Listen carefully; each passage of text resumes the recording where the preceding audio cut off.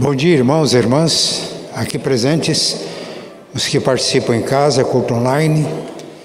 Que Deus nos abençoe neste momento, quando vamos ler a palavra dele, meditar na palavra. Joy Júnior tem um poema, nesse poema ele diz que quando nós falamos, Deus escuta. E quando Deus fala, nós precisamos escutar. Vamos nos aquietar, abrir o coração e a mente para a leitura da palavra de Deus. Livro de Atos, capítulo 1.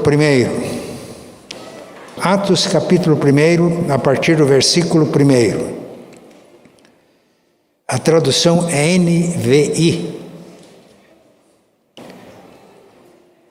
Em meu texto anterior, Teófilo, escrevi a respeito de tudo que Jesus começou a fazer e a ensinar, até o dia em que foi elevado aos céus, depois de ter dado instruções por meio do Espírito Santo aos apóstolos que havia escolhido. Depois do seu sofrimento, Jesus apresentou-se a eles e deu-lhes muitas provas indiscutíveis de que estava vivo. Apareceu-lhes por um período de 40 dias, falando-lhes acerca do reino de Deus. Certa ocasião, enquanto comia com eles, deu-lhes esta ordem: não saiam de Jerusalém, mas esperem pela promessa de meu Pai, da qual lhes falei, pois João batizou com água, mas dentro de poucos dias vocês serão batizados com o Espírito Santo. Então os que estavam reunidos lhe perguntaram: Senhor, é neste tempo que vais restaurar o reino a Israel? Ele lhes respondeu: não lhes compete saber os tempos ou as datas que o Pai estabeleceu pela sua própria autoridade, mas receberão poder quando o Espírito Santo descer sobre vocês, e serão minhas testemunhas em Jerusalém, em toda a Judéia e Samaria e até os confins da terra. Agora, Atos capítulo 13. Atos capítulo 13. Na igreja de Antioquia havia profetas e mestres: Barnabé, Simeão, chamado Níger, Lúcio de Cirene, Manaém, que fora criado com Herodes, o tetrarca, e Saulo.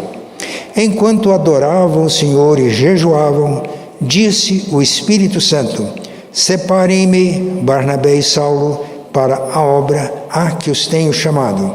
Assim, depois de jejuar e orar, impuseram-lhes as mãos e os enviaram. Enviados, pois, pelo Espírito Santo, desceram a Seleucia e dali navegaram para Chipre. Pai, pedimos que Tu abras o nosso entendimento para as Escrituras, para que não seja mera letra, mas que o Espírito Santo vivifique a Tua palavra em nós, para que ela produza resultados. Em nome de Jesus. Amém.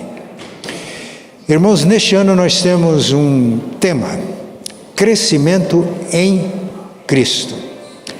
Já vimos que esse crescimento é qualitativo, o nosso relacionamento pessoal. E nesse crescimento nós crescemos na graça e no conhecimento de Jesus.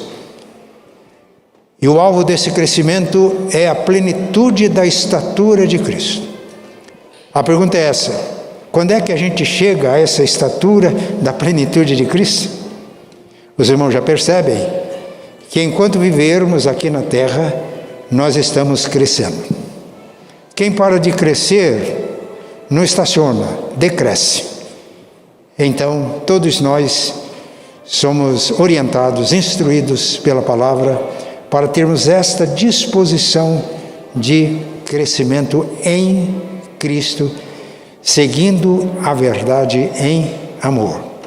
Esse crescimento é orgânico, quando nós crescemos na comunhão, unidos em Cristo, que é a cabeça, na diversidade de dons, e na mutualidade dos dons, quando nós nos edificamos mutuamente e nos fortalecemos para vivermos a vida cristã e para sermos bênçãos também onde Deus nos coloca.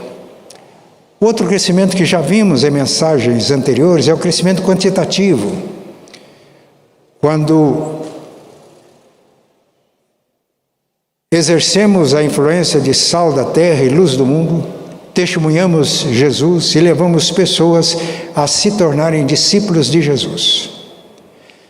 Já fizemos algumas mensagens sobre Atos 1:8. Nesta manhã vamos refletir extraindo algumas lições dos textos lidos para a nossa edificação. E a mensagem é essa, que todos nós somos missionários. E somos missionários na nossa geração. E na nossa geração, Deus mostra qual é a amplitude da nossa missão. Vocês vão ser revestidos com o poder do alto ao descer sobre vocês o Espírito Santo, foi a promessa de Jesus antes do Pentecoste, e serão minhas testemunhas tanto em Jerusalém como em toda a Judéia, Samaria e até os confins da terra. Isso não significa que a gente pense assim, bem, primeiro vamos evangelizar a nossa Jerusalém, a nossa Curitiba. Depois de termos concluído a evangelização de Curitiba, vamos evangelizar Samaria, que são grupos que são grupos mais ou menos marginalizados na cultura e precisam de estratégias próprias para que sejam alcançados. Bem, já alcançamos todos os samaritanos, agora vamos para a nossa Judéia, o nosso país. Concluímos a evangelização do Brasil, então vamos agora até os confins da terra. Não. Jesus disse que a gente faz essas coisas ao mesmo tempo. E sereis minhas testemunhas tanto em Jerusalém, como em toda a Judéia e Samaria e até os confins da terra. E quando chegamos a Atos capítulo 9, versículo 31, nós temos a informação de que a igreja tinha paz em Jerusalém, em toda a Judéia, Samaria e Galileia.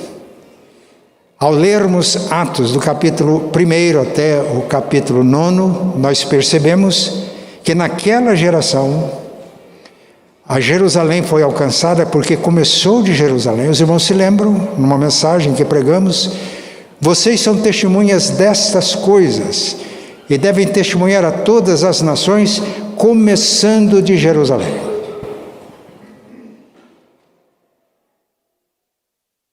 Jerusalém foi alcançada logo após o Pentecostes. No capítulo 8, Filipe, que foi eleito para exercer funções diaconais na igreja, alcançou Samaria. Quando chegamos em Atos capítulo 9, o ministério de Pedro, no final do capítulo, alcançando a ressurreição de Dorcas, a cura de um paralítico e muitas pessoas se convertendo. Galileia, que foi a terra de Jesus, está ao norte da Judéia, Samaria está no meio. Quando chegamos em Atos 9, 31, toda essa região tinha sido alcançada. Mas, se nós continuarmos lendo o livro de Atos, nós percebemos que a igreja, no começo, ela cresceu em Jerusalém. Fomos informados que depois de Pentecoste, da pregação de Pedro, quase 3.000 pessoas foram batizadas, integrando a comunhão da igreja. Nós temos a descida do Espírito Santo, a cura de um coxo, e esse milagre, esse sinal, este prodígio feito em nome de Jesus, despertou pessoas para que ouvissem o Evangelho, crescem, e o número chega a quase 5.000. Quando chegamos em Atos 6, a Bíblia diz que Estevão dava um testemunho poderoso, e depois que a igreja resolveu aquele problema da murmuração, da reclamação, da demanda das viúvas que estavam sendo esquecidas na distribuição diária, crescia a multidão dos que criam e muitos sacerdotes obedeciam à fé. Vem então o martírio de Estevão. E quando chegamos no capítulo 8, somos informados que houve uma grande perseguição da igreja. Nessa ocasião em que Estevão deu aquele vigoroso testemunho, a reação à morte de Estevão, e todos foram dispersos, exceto os apóstolos. Não podem ler isso em Atos 8, versículo 1 a 4. E os que foram dispersos iam por toda parte pregando o Evangelho. E Filipe, um dos diáconos também de Jerusalém, eleitos no capítulo 6, foi até Samaria. Ele não apenas propagava com as palavras, mas o Senhor confirmava a pregação com sinais, e muitos creram, foram batizados, e houve grande alegria naquela cidade, o Evangelho alcançando Samaria. Mas chegamos no capítulo 10, é a oportunidade dos gentios. Respondendo às orações de Cornélio, Deus envia Pedro à casa de Cornélio em Cesareia, e Pedro proclama a palavra. Cornélio já tinha reunido os seus parentes e amigos íntimos, e antes que Pedro terminasse a pregação, nem foi preciso fazer apelo. As pessoas estavam falando em línguas, profetizando, uma evidência clara de que tinham crido em Jesus e recebido o dom do Espírito. E Pedro então orientou para que todos fossem batizados. Começa o Evangelho entre os gentios, e Paulo e Pedro como que inaugurando isso. E quando chegamos no final, aliás, no Atos 11, nós temos a informação: e os que foram dispersos por causa da perseguição que sobreveio à igreja, com o martírio de Estevão, os que foram dispersos pregavam a palavra só aos judeus. Alguns alcançaram alguns lugares que pregavam também aos gregos. Por fim chegaram a Antioquia, aquela cidade ao norte da Palestina. Nós não temos o nome desses missionários, eram anônimos. E o texto diz que a mão do Senhor estava com eles, e muitos se converteram ao Senhor. E a igreja em Jerusalém, tendo essas notícias, enviou Barnabé para consolidar a obra. E a Bíblia diz que com o ministério de Barnabé, muitas pessoas se uniram ao Senhor, porque era homem bom, cheio do Espírito Santo e de fé. E o seu ministério, consolidando o trabalho, fez com que surgisse em Antioquia da Síria uma igreja forte e vigorosa. E o capítulo 13 que lemos mostra como que a partir da igreja de Antioquia o Evangelho foi alcançando toda a região da Ásia Menor, depois adentrou a Europa. Paulo fazia planos para chegar à Espanha, e se ele soubesse da existência da América, eu creio que ele faria planos para vir até a América. Esse era o Paulo, o apóstolo. Meus irmãos, eu fiz esse relato, esse resumo de Atos para mostrar que a grande comissão não foi dada só aos apóstolos, àqueles que ensinam assim. Percebemos com clareza que é dada a toda a igreja. Isso ficou claro quando houve a dispersão dos irmãos em Jerusalém. Todos foram dispersos, exceto os apóstolos. E essa expansão missionária que alcança os gentios foi feita por missionários anônimos. Nós não temos os nomes deles no livro de Atos. Eles, com certeza, estão registrados no céu. Isso mostra que todos nós somos missionários, e somos missionários para a nossa geração. Testemunhas tanto em Curitiba como no Brasil, alcançando grupos marginalizados e até os confins da terra na nossa geração. Nós ouvimos hoje um testemunho, informações da Tati, envolvida com a obra missionária. Os irmãos perceberam no testemunho, na informação de que há visão mundial. Treinam-se pessoas para não apenas alcançar onde estão, mas alcançar o mundo. A igreja local precisa ter essa visão missionária. Somos testemunhas aqui em Curitiba, somos testemunhas ali e acolá, participando da obra de Deus ao mesmo tempo na nossa geração. Em maio de 2019, eu tive a oportunidade de ir com a Eloá à Albânia, na igreja fundada pela missionária Nájua, que era membro da nossa igreja de Londrina. Nájua, quando se converteu, ela disse que ouviu de uma maneira muito clara, Albânia. Ela estava percebendo que era um chamado missionário, mas crente nova, converteu-se numa comunidade muito simples em São Paulo. Ela achava que Albânia era o nome de algum país africano. Com o tempo ela foi se instruindo, se preparou, não conseguiu na época entrar na Albânia, era um regime fechado, ficou em Kosovo. Quando Deus abriu as portas, foi para a Albânia, já tinha plantado uma igreja em Tirana, a capital, e uma igreja numa cidade ligada a Tirana, como São José dos Pinhais, ou Pinhais, né? Pinhais, são ligados aqui na região metropolitana de Curitiba. A primeira igreja já tinha liderança nacional, eu fui na segunda igreja, o pastor da igreja, uma pessoa que se converteu com ela. O primeiro pastor nacional já era missionário na Grécia, e a minha intérprete foi uma jovem recém-formada em medicina que aprendeu português com a missionária. E eu fiquei encantado como ela traduzia. Eu percebia que ela conseguia traduzir, não apenas vocábulos, mas transmitir emoção. E eu fiquei encantado com o trabalho da Débora. Eloá e eu tivemos a oportunidade, a rica oportunidade, de ficar na casa da Nájua durante uma semana. À noite eu ministrava para a liderança da igreja. Ela pediu para que eu falasse sobre exegese, sobre hermenêutica e um pouco de noção de homilética, que ela queria preparar obreiros. São todas matérias técnicas.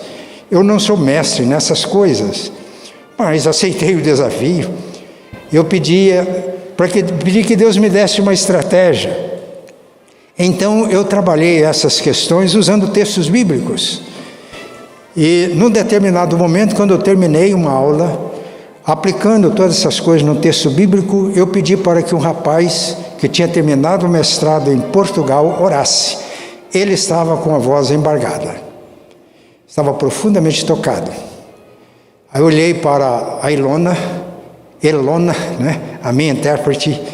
Ela falou: pastor, eu estou me segurando aqui. Eu vi uma liderança extremamente motivada, principalmente a Eló. Continua trocando mensagens com o pastor dessa igreja. A Nájua já foi, está na glória. E visitando algumas cidades próximas a Tirana, eu estive numa cidade às margens do mar Adriático, e aí fui informado que Paulo passou por ali, até a região do Adriático, e que ele navegou por aquelas águas do mar Adriático em direção a Roma. E o meu coração ficou cheio de alegria ao perceber que a igreja onde eu era pastor tinha uma visão mundial. Houve a necessidade da construção de um templo por questões culturais, a gente não dá tanta ênfase a isso. E eu percebi que havia uma placa de agradecimento, e lá estava a igreja, que não só contribuiu, mas mobilizou igrejas no Brasil para que aquele templo fosse levantado como um testemunho da presença dos servos de Deus ali. Então, meus irmãos, eu quero destacar desses textos lidos algumas lições bem simples, e os irmãos fiquem tranquilos, porque antes do almoço eu termino. Agora não sei a hora que os irmãos vão almoçar, mas eu termino antes do almoço. Primeira é que nesta missão de sermos testemunhas de Jesus aqui, ali e acolá, todos nós devemos concentrar, ter foco e não nos distrairmos com coisas que nos tiram do nosso foco. O texto diz, Atos capítulo 1, Paulo escrevendo, endereçando o seu livro a Teófilo, ele fala da ressurreição de Jesus e das aparições de Jesus que aconteceu desde a sua ressurreição até a sua ascensão, 40 dias. E Lucas enfatiza que neste período Jesus falou com ele sobre o reino de Deus. Reino de Deus. Repitam, reino de Deus. De fato, uma vez que eu estava lendo os evangelhos, eu perguntei por que esse período de 40 dias Jesus se apresentando, essas aparições, e ficou claro para mim que o discipulado não tinha terminado. Quando aqueles 2 discípulos estavam a caminho de Emaús, eles iam conversando e estavam preocupados, num certo sentido frustrados, quando o próprio Jesus se apresentou e foi com eles, isso depois da ressurreição e antes da ascensão. O que é que preocupa vocês? Ele falou, você é peregrino em Jerusalém, não sabe as coisas que estão acontecendo? Mas que coisas? As que dizem respeito a Jesus de Nazaré, varão profeta, aprovado por Deus, palavras, obras. E nós esperávamos que fosse ele que deveria restaurar o reino a Israel. Esperávamos. Não esperamos mais porque ele foi crucificado, morto. É verdade, algumas mulheres falaram que o viram vivo, mas está difícil para acreditar nisso. E o texto diz que Jesus completou o discipulado. Vocês são nessos e tardos de coração para entender tudo que as Escrituras ensinaram. Porventura não convinha que o Cristo padecesse, morresse, fosse ressuscitado e entrasse na glória? E percorrendo pelas Escrituras, a lei, Moisés, profetas, demais escritos, expunha-lhes o que a seu respeito constava em todas as Escrituras. Eles estavam preocupados com a restauração do reino de Israel. Mas Jesus deixa claro que é muito mais amplo. E o tema dele, informa Lucas, nesses 40 dias foi reino de Deus, não foi reino de Israel, reino de Deus. O mesmo acontece com os discípulos, no mesmo dia da ressurreição, os discípulos que estavam numa casa com as portas fechadas com medo dos judeus, ele se apresenta no meio deles, eles ficam alegres ao verem o Senhor. Jesus diz, paz seja com vocês. Assim como o Pai me enviou, eu envio vocês, enfatizando a missão. Soprou sobre eles e diz, recebam o Espírito Santo. O cumprimento pleno disso aconteceria no dia de Pentecoste.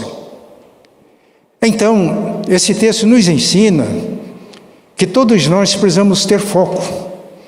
Não ficar preocupados com especulações escatológicas. Jesus vai voltar, o arrebatamento vai ser antes da grande tribulação. E às vezes gastamos tintas para estabelecer épocas e estações, mapear o futuro. O que é que Jesus disse quando os discípulos perguntaram, Senhor, o Senhor está dizendo que vai derramar o Espírito Santo, vamos ficar cheios de poder. É nesse tempo que vais restaurar o reino a Israel. Não compete a vocês saber épocas ou estações que o Pai reservou para a sua exclusiva autoridade, mas vão receber poder ao descer sobre vocês o Espírito Santo e serão minhas testemunhas tanto em Jerusalém como em toda a Judéia, Samaria e até os confins da terra. Então, meus irmãos, que Deus nos ajude para que nós não fiquemos distraídos com questões secundárias e esqueçamos da missão, que é ser testemunha de Jesus, desde onde estamos até aos confins da terra. Outra lição que quero deixar nesses textos lidos é que se todos nós não devemos nos distrair com questões secundárias que nos afastam do foco da nossa missão. A Bíblia ensina, Atos ensina que todos são revestidos de poder para cumprir essa missão. Jesus determinou que não se ausentassem de Jerusalém, o lugar mais difícil para dar testemunho, porque ali Jesus foi preso, foi maltratado, morto, mas ressuscitou, ascendeu aos céus. Determinou que permanecessem ali e fossem revestidos de poder, porque o testemunho começaria ali, onde estavam. E quando continuamos lendo o livro de Atos, a assembleia compunha de cerca de 120 pessoas. Jesus ministrou a multidões, mas aqueles que se comprometeram com Jesus e que formou aquele que nós chamamos de massa crítica da igreja, foram 120 que obedeceram a ordem de Jesus e permaneceram. Atos diz que depois da ascensão de Jesus, eles reuniram-se no cenáculo, que era cômodo de uma casa, não era o templo de Jerusalém. E diz quem estava lá: os apóstolos, Maria, os irmãos de Jesus. Em Atos 1,14, cerca de 120. Atos 2, ao cumprir-se o dia de Pentecostes, estavam reunidos no mesmo lugar. Stanley Jones enfatiza que o Pentecoste, o derramamento do Espírito Santo, não aconteceu num templo, não aconteceu no templo de Jerusalém, aconteceu numa casa. E ele diz que a casa é o lugar universal de vida, e é na família que as pessoas são realmente formadas. E o texto diz que o Espírito Santo foi derramado, foram vistas línguas como de fogo pousando sobre, preste atenção, sobre cada um deles. E o texto enfatiza, e todos foram cheios do Espírito Santo.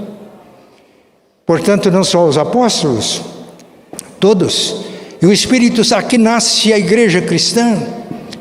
O Espírito Santo derramado pelo Cristo glorificado à destra do Pai, uniu todos uns aos outros na terra e uniu todos ao cabeça no céu, que é Cristo. Por isso Paulo, escrevendo aos Efésios, ensina que Ele nos ressuscitou em Cristo e nos fez assentar com Cristo nas regiões celestiais. Então a igreja que nasce aqui, ela está na terra, é o corpo de Cristo se movimentando na terra, mas tem essa dimensão celestial. Porque em Cristo céu e terra se unem. E a partir dessa comunidade, dessa congregação, dessa massa crítica de 120, o Evangelho se expandiu. Porque depois da mensagem de Pedro em Atos 2, somos informados que aqueles que ouviram a palavra, se arrependeram, creram em Jesus, foram batizados, receberam o dom do Espírito Santo, chegando o número a quase 3.000 pessoas. E já vimos que a partir daí foi um crescimento exponencial. Depois da mensagem de Pedro, respondendo às indagações das pessoas que viram o milagre, quase 5.000. Já vimos que em Atos, capítulo 6, numerosa multidão criou. Em Atos 9:31, que a igreja em toda a Judeia, Samaria, Jerusalém, Galileia, tinha paz, e vivendo no conforto do Espírito Santo, crescia em número. Em Atos 2:47 está escrito que, vivendo como uma comunidade do Espírito Santo, a cada dia acrescentava-lhes o Senhor os que iam crendo. Então essa é uma missão para todos nós, não apenas para os apóstolos, para pastores e para missionários profissionais. Todos têm o seu lugar e o seu espaço, mas toda a igreja se mobilizando. Mas outra afirmação que eu gostaria de fazer é que todos são enviados. Todos são enviados. Todos são chamados e enviados. Jean-Jacques von Alme, ele costumava dizer que o batismo é a nossa ordenação para o ministério. Todos nós somos chamados para ser ministros de Deus e para sermos testemunhas de Jesus.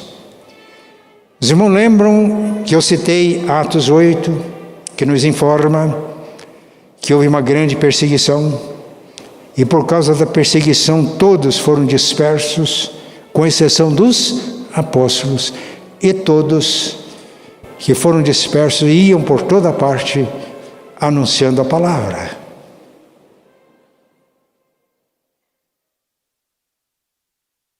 Foi necessária uma perseguição para que a igreja se dispersasse.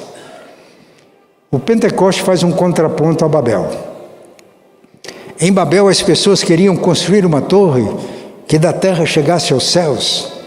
E o objetivo era esse, para fazer célebre o nosso nome. E para que não sejamos espalhados pela terra, como foi a ordem de Deus dada a Noé na aliança que fez com ele. E a aliança com Noé representa toda a humanidade. A tendência é essa, nós nos concentrarmos e concentrar poder humano e construir reinos e impérios, tornar célebre o nosso nome, quando a ordem de Jesus é para nós nos dispersarmos e alcançar todo mundo com a nossa presença. Então todos somos chamados para essa obra e todos somos enviados de uma maneira muito natural.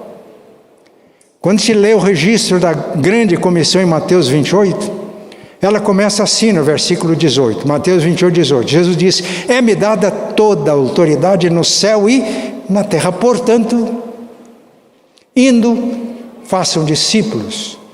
Mateus 28, 19 tem só um verbo no imperativo, que é fazer discípulos, é uma palavra só. A gente traduziria assim, discipulai, né?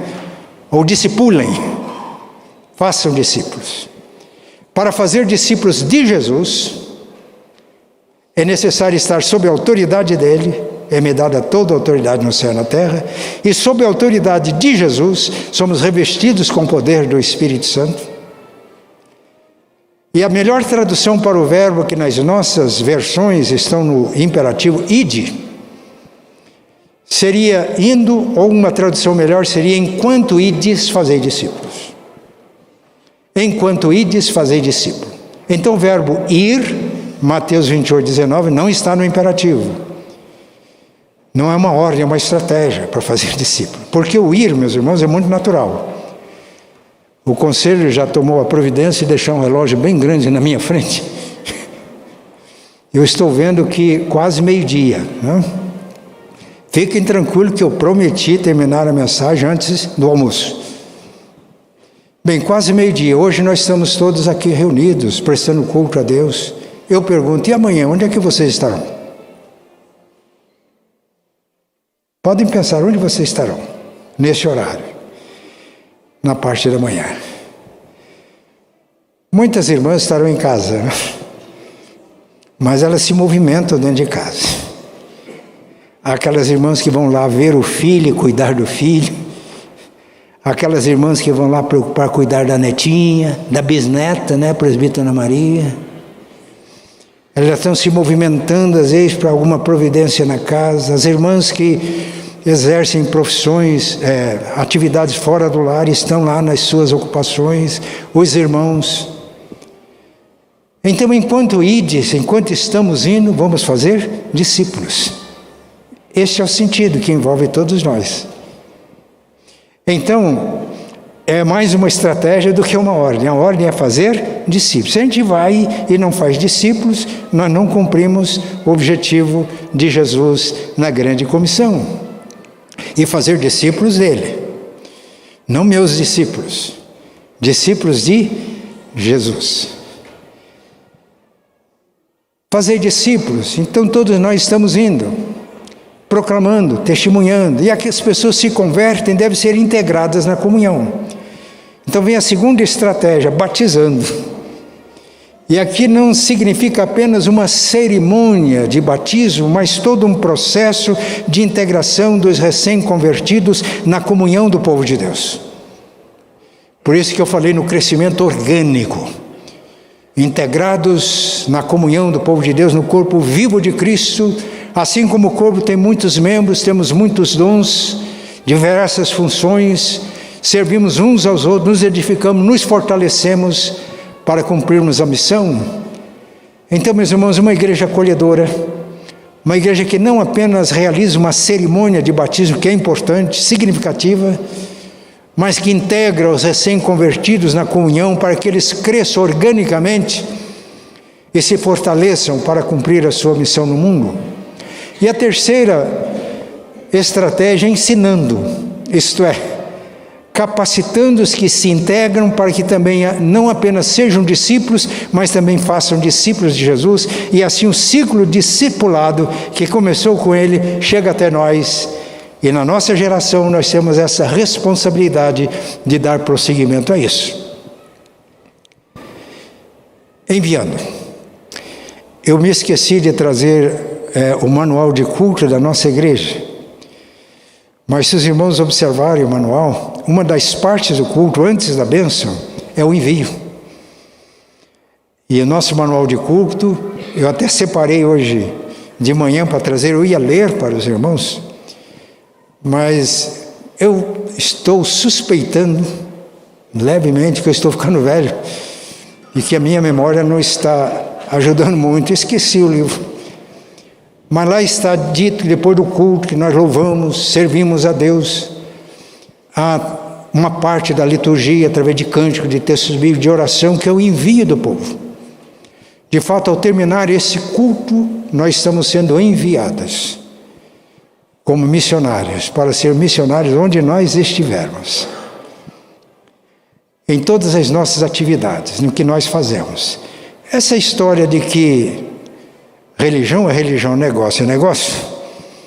Domingo tudo certo, somos santos na igreja, prestando culto, mas durante a semana é diferente, porque o mundo é terrível, ele é bravo. O senhor não sabe, pastor, o mundo é mau. Uma vez eu falava essas coisas numa igreja que era pastor, e um presbítero falou: pastor, se eu for viver com integridade, eu vou à falência, porque os que trabalham no meu ramo não fazem assim, eu não consigo a concorrência. Eu olhei para ele e falei: irmãos, a Bíblia diz que o justo viverá da fé. Honre a Deus com a sua fé, que Deus vai te honrar. E você pode ser íntegro como comerciante, e aí sim ser uma testemunha forte do Evangelho. Então, terminando esse culto, os irmãos estão sendo enviados. Na irmã Malha, a irmã está sendo enviada, amanhã tem o seu campo missionário. O Paulino tem dele, o Paulino já está aposentado, mas ele tem a área missionária dele. Não é assim? O Bernardo tem a sua área missionária. Terminado o culto, Bernardo, você está enviado. Estamos enviando você. Jesus está enviando. Porque quando chega em Atos 13, a liderança da igreja estava adorando a Deus e jejuando. Quando o Senhor disse: separe a Barnabé e a Saulo para a obra que os tem chamado. Agora sim, agora é um chamado mais específico. E não foi Paulo que se apresentou dizendo: Deus me chamou, vocês me deem apoio. Foi a liderança da igreja que, adorando a Deus, jejuando, veio discernimento. Eles chamaram a Paulo, impuseram as mãos, oraram e a igreja enviou. Agora sim, para uma obra mais específica de missões. E com essa obra também nós participamos como a igreja de Antioquia. Cada igreja local e a nossa igreja local tornando-se um centro de envio. Deus concedendo à liderança da igreja a graça de discernir os chamados, de apoiar e de enviar. Porque depois da primeira viagem missionária, Paulo e os seus companheiros retornaram à igreja de Antioquia para prestar relatório do seu trabalho. E nós podemos colaborar enviando, podemos participar orando pelas pessoas. Na carta de Paulo aos Efésios, ele fala para que os crentes vencessem no dia mau, com toda oração e súplicas, orando todo o tempo no Espírito, e orando também por mim, que recebeu aquela incumbência, para que no abrir da minha boca me seja dada a palavra para transmitir. Essa deve ser a nossa oração por aqueles que recebem uma incumbência especial de proclamar o Evangelho, como Paulo e os seus companheiros. Mas também podemos contribuir, escrevendo aos Filipenses capítulo 4, Paulo Diz: vocês, filipenses, foi a igreja que participou do meu trabalho, porque vocês enviaram para Tessalônica. Ele saiu de Filipos e foi para Tessalônica, não só uma vez, mais de uma vez, o que me era necessário. Depois de Tessalônica, Paulo foi para Bereia, Atenas e Corinto. E chegamos no capítulo 18 de Atos, o texto diz que Paulo fazia tendas e uniu-se a Apolo, porque ele fabricava tendas para o seu sustento pessoal. Mas quando Silas e o seu companheiro que estava lá em Bereia chegaram lá da Macedônia, eles levaram contribuição, e o texto diz que Paulo dedicou-se integralmente à proclamação do Evangelho. E na carta que ele escreve aos Filipenses, agradecendo, ele diz: de todas as igrejas, vocês foram a única que se associaram ao meu ministério. E agora Tíquico veio e trouxe o que eu precisava. Eu não sei bem onde ele estava. Quem entende bem o Novo Testamento, me ajude. Eu recebi tudo que veio de vocês, estou suprido. Eu estou falando isso, disse Paulo, não por causa da necessidade, mas é para que aumente o crédito de vocês. Vocês, ao contribuírem para a obra missionária, vocês têm um crédito na obra que é feita no campo. E foi nesse contexto que Paulo diz: e Deus, segundo as suas misericórdias, suprirá em glória cada uma das necessidades de vocês. Foi nesse contexto de contribuição missionária que Paulo fez essa afirmação. Que Deus nos ajude a sermos uma igreja de envio. Todos nós estamos envolvidos, não nos distrairmos com coisas que parecem importantes, mas que nos tiram do foco. Acreditarmos que o revestimento de poder pela presença do Espírito Santo não é só para pessoas consagradas, pastores e missionários, para todo crente que ao crer recebe o dom do Espírito Santo, e com o dom do Espírito, dons do Espírito Santo que capacita para ministérios, e todos têm a responsabilidade de participar da obra missionária. Que Deus nos ajude, que nós fazemos discípulos de Jesus enquanto estamos indo na nossa vida diária constante. E agora, terminando esse culto, eu quero fazer essa oração de envio. Tudo bem?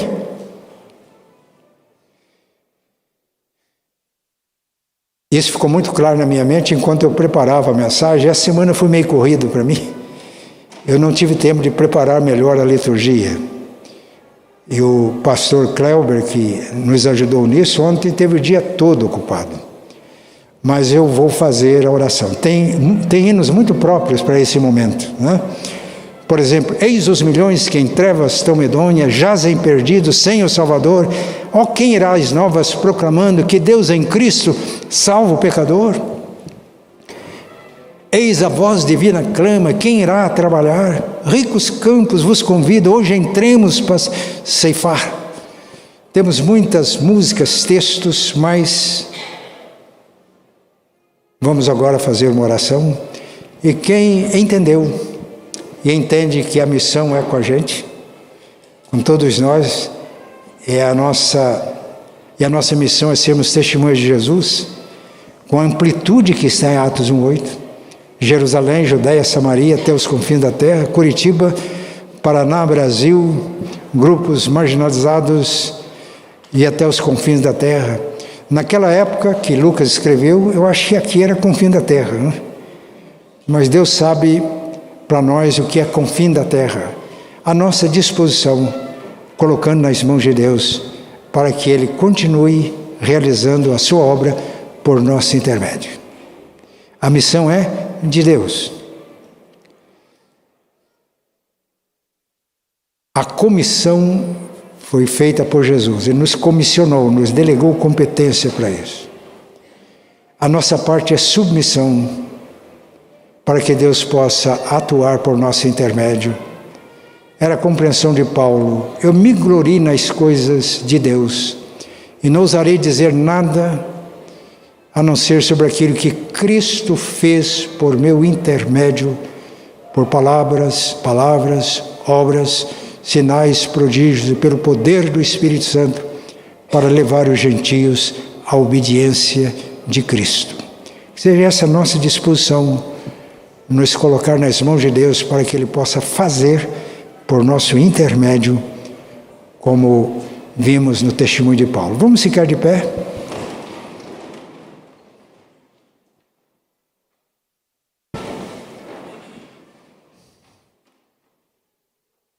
Temos essa disposição, nos colocar na presença de Deus e dizer como Isaías: eis-me aqui, envia-me a mim. Esse negócio de enviar tem muito romance, viu, gente? Se vocês lerem não só a primeira parte de Isaías 6, mas chegar até o fim, vão perceber que a missão dele não era fácil. Então, nos colocarmos nas mãos de Deus, devemos estar realmente dispostos a Deus. Porque no cumprimento da nossa missão há grandes desafios. E Deus falou que ia acontecer e o profeta chegou a dizer: mas até quando, Senhor? Até quando tudo ficar arrasado? E vai ficar um toco. Vai sobrar um toco. Mas esse toco é a santa semente. Daí vai brotar e vai florescer. É isso que Deus quer de nós, né? Não irmos pelos benefícios que vamos receber, mas em obediência. E Deus vai agir e vai fazer. Vamos levantar as mãos? É um gesto, né? De nós nos colocar nas mãos de Deus e também de dizer: Senhor, para isso eu preciso da Tua graça, da Tua presença operando em minha vida. Pai Santo e bom, nós ouvimos a palavra, entendemos, ó Pai, que não devemos nos distrair, mas ter foco no cumprimento da missão que Tu nos dás. É a Tua missão, ó Pai, Tu nos dás o alto privilégio de sermos dela participantes. Pedimos, ó Pai, que todos nós entendamos que o revestimento de poder com a dádiva do Espírito é para todos nós.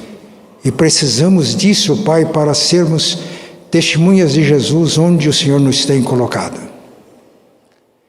Pai, ajuda-nos a entender que todos nós somos enviados. E que enquanto estamos indo no nosso dia a dia, possamos estar atentos a Ti, para que discípulos de Jesus sejam feitos. E agora, ó Pai, nós despedindo desse culto, o Senhor mesmo nos está enviando em missão. E pedimos, ó Pai, que se cumpra o que Jesus disse. Quando obedecemos a Sua palavra, colocando-nos sob a Sua autoridade, somos revestidos com o poder do Espírito Santo para fazer testemunhas, mas há uma promessa feita neste contexto: eu estou com vocês todos os dias até a consumação dos séculos. Que ao irmos agora em obediência a Cristo, tenhamos esta consciência de que o Senhor está conosco, e que é Ele quem age, é a autoridade dEle que é manifesta, é o poder dEle que se manifesta na salvação de vidas. Então, Pai, a Ele, a Ti, ao Espírito Santo, ao Deus Trino, toda a honra, toda a glória e toda a força, hoje e sempre. Amém.